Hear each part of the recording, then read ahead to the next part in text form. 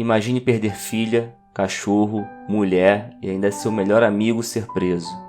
Isso tudo em menos de um ano. Nem um pesadelo macabro seria verossímil imaginar tamanha tristeza. Mas a vida pode ser muito pior que a nossa imaginação.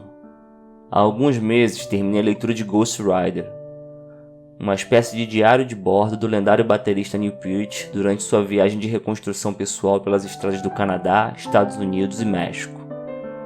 Desde o primeiro capítulo, o livro já estava me causando inquietação, ao ponto de a miúde me pegar pensando em uma pessoa completamente estranha. É engraçado como um vínculo tão forte entre mim e ele foi criado, um desconhecido. Nunca fui um apreciador assíduo da arte da banda. Gostava de algumas canções, as mais conhecidas, mas nada que pudesse explicar tamanha empatia da minha parte pela persona do baterista, apesar da sua inconfundível técnica e estilo no instrumento. Puxando pela minha memória, a última vez que tive tanta ligação com o livro, se não estou equivocado, foi O Velho e o Mar. Mas a jornada desse astro do rock em busca de um motivo para continuar existindo tocou profundamente a minha alma. Sou infinitamente grato ao Neil por reacender sentimentos que estavam adormecidos em algum sonho juvenil distante. Voltando ao fio da meada, é impressionante como as coisas podem dar tão certo na vida de uma pessoa. E mais impressionante ainda é o quão rápido tudo que um sujeito levou uma vida inteira para edificar é subitamente levado. Como a chuva que corre na encosta carregando tudo pelo caminho. O Rush é uma das bandas de rock mais reconhecidas e admiradas do mundo. Dá pra imaginar todas as benesses que vêm daí. Não faltava nada pro cara. Ele tinha dinheiro, reconhecimento profissional e uma família cercada de amor, com um labrador e tudo. Porém, parafraseando a sua filha Selena, é impressionante como tanta coisa pode acontecer em um ano. Em menos tempo que a distância entre 2 aniversários, ele perdeu a filha, o cachorro, a esposa e o melhor amigo que foi preso. Mas hoje, 10 de agosto de 2021, o onisciente algoritmo do Google me indica uma matéria que rememora o marco inicial de todo o sofrimento: a morte precoce e trágica da sua filha em um acidente de trânsito. E eu me assustei como ainda habita uma enorme angústia em mim. Talvez escrever ajude a aliviar um pouco, ou pelo menos entenda o que está acontecendo comigo. É um vazio estranho, emula uma condição de proximidade, quase como um amigo cujo coração sofre a perda juntamente. Neil nem mais vivo está, e eu ainda sinto as pontadas no peito que, com plena certeza, ele também sentia quando pensava nas sucessões de desgraças que aconteceram. Mesmo após tanto tempo, mesmo após ter reconstruído a sua vida, e pensar o quanto vivi com ele. Um exemplo é a canção Little Green Apples, eternizada na voz do Sinatra, e que nunca me chamara a atenção, mas passou a fazer todo o sentido do mundo quando ele decida ter ouvido um artista interpretando em uma de suas paradas. Dá até um aperto no coração ao ouvir os primeiros acordes e a voz do Sinatra. Que vontade de chorar. Não tem como não lembrar de Selena e Jack. Por que isso acontece com pessoas tão boas? Por que tudo isso de uma vez só? Aí é onde habita o encanto da música. Ela nos remete a lugares, nos traz sentimentos que não pensaríamos visitar, que não sonharíamos sentir. E talvez nunca sintamos e nem visitemos. E de toda forma, nós estaremos lá. Até hoje tenho o Neil como um amigo íntimo.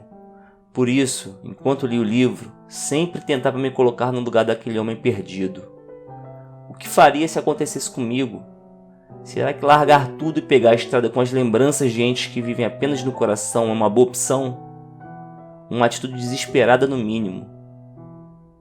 Desespero de um ser tomado pela desesperança, numa angústia que transborda pelas páginas do livro, e não tem como não irradiar para o leitor, exatamente como aconteceu comigo. Uma estrela do rock que abriu mão de toda volúpia e facilidades para levar uma vida sã, mas de repente percebe estar sozinho e sem as luzes que davam sentido à sua existência. O que restava a ele agora a não ser viver? Cada pequeno acontecimento cotidiano significava uma conquista imensa. Afinal, era mais um dia que ele havia sobrevivido. Por isso, o enorme cuidado em descrever cada paisagem, cada refeição. e isso me fazia apreciar a beleza, a tristeza e a solidão daqueles momentos. A natureza passou a ser um alento, um norte para a bússola descalibrada que aquele homem havia se transformado. Ao final do livro, vemos não um homem curado. Para esse tipo de perda não há cura. Ali existia uma alma de bebê aprendendo a viver uma nova existência. Fiquei muito feliz por ele encontrar uma mulher linda e que parecia o completar. Mas e o cachorro? E Jack? E Selena? Não saem da minha memória, assim como com toda certeza não saíam da de Neil. Até hoje ainda penso nele com grande frequência. Sua morte não sai da minha cabeça. O cara passou por um verdadeiro calvário, daí quando reconstrói a sua vida, um câncer no cérebro o mata. E novamente foi privado do convívio de tudo que amava. Realmente não há justiça no nosso mundo. Talvez esse seja o motivo do aperto no coração ao pensar no saudoso baterista.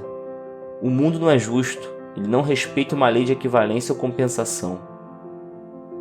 Ele foi uma das poucas pessoas que me despertou o desejo de sair do meu quarto e desbravar esse mundão. Conhecer as imagens que ilustram seu diário. Que saudade imensa das conversas que não tive e das viagens de moto que não fiz com esse sujeito. Infelizmente a vida é assim mesmo. As pessoas, boas ou más, se vão, e o curso do destino continua a seguir independente da nossa vontade. O sentimento aflora intacto sempre que eu lembro de Neil, e eu ainda não consegui entendê-lo, como eu já esperava. Todavia, escrever de alguma maneira me ajudou, acalmou meu ser. Talvez seja algo parecido a uma sessão de análise. Não tenho muita certeza e posso estar falando asneira. Já estou viajando demais, é melhor parar por aqui. Só queria, do meu jeito torto e insignificante, fazer essa homenagem esquisita para uma pessoa que me ajudou muito, apesar de saber da inutilidade de tudo que foi escrito, agora que Neil Peart se foi. Muito obrigado, meu grande amigo.